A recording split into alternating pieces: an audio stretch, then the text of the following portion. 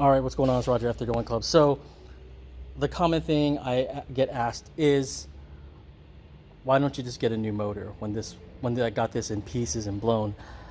The new motor, quote new motor, a crate motor that you would get, whatever miles to say, is usually, I think the price now is around $6 to $8 grand. And the thing is, those are all old motors. No matter what you say, unless it comes brand new from Nissan, then I'd say a different story. But most of the time, this stuff is old and it's been used and there's miles on it.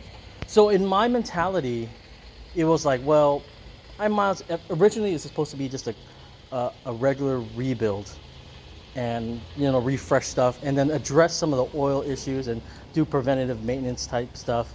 And just since it's been down for so long, I just end up buying the upgrades. So my budget expanded from the original, $5 or $6 grand, totally way over that. Now, I think I'm nearing around 12 grand on this motor. And so, and the thing is, it's kind of there, but like I said, there's a lot of stuff that still needs to be done on this side. And everything that costed more was like, it's either $500-$600 or $1,000. So like I got the VR or the R35 coil pack upgrade. That was like $1,000. This turbo, and it's not like a budget turbo or anything like that. This is $1,500. The machine work was like $2,100. The ATI Super Dampener was, mine was bad anyway, so Marco said you need to get a better one or OEM one, and I decided to pay like $300 more and get one for like $500.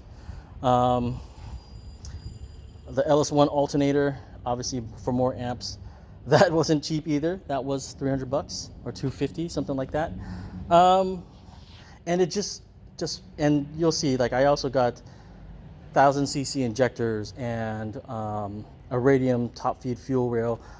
Those were like $700. So everything just kind of just kept going as far as price. But if I kept it stocked, I probably would have been able to keep it within a budget and a brand new rebuild. But like I said, the longer it took, it's just like, I have more money now. Let me upgrade this. Let me upgrade that.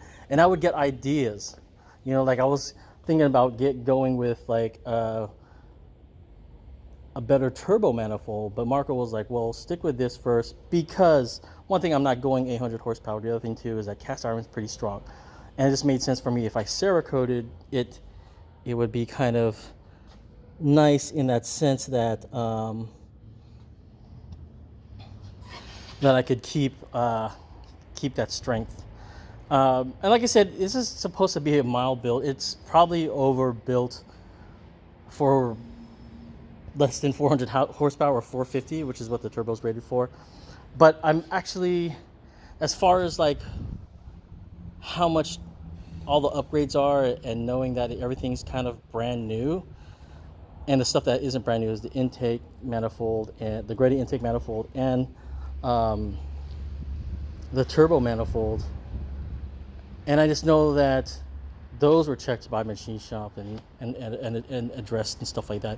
So to me, like a lot of the stuff, just to know it's good and all ARP and all upgraded stuff, to me it's like, okay, that's a good sense for me to feel like I'm doing the right thing to rebuild a good strong motor.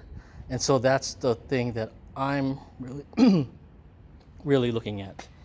Anyways, so I just felt like rebuilding it stock, which some of the parts are still hard to get. Like I said, some of these bolts I had to get from Australia just because they had the kits there, or something from Canada. It was kind of super weird. But I was trying to get this stuff right away.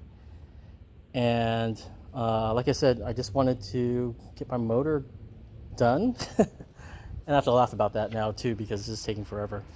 Anyways, it's worth it, for me, in my mind, when it's all said and done. It's worth it because it's like the quality parts. I didn't take no shortcuts. I'm having it professionally done, gonna have it professionally tuned. And so in that sense, I don't mind spending it for a good solid motor that I don't want to mess up just because I don't know what I'm doing. Hopefully that makes sense. Anyways, that's just what I'm talking about. Our Rb25.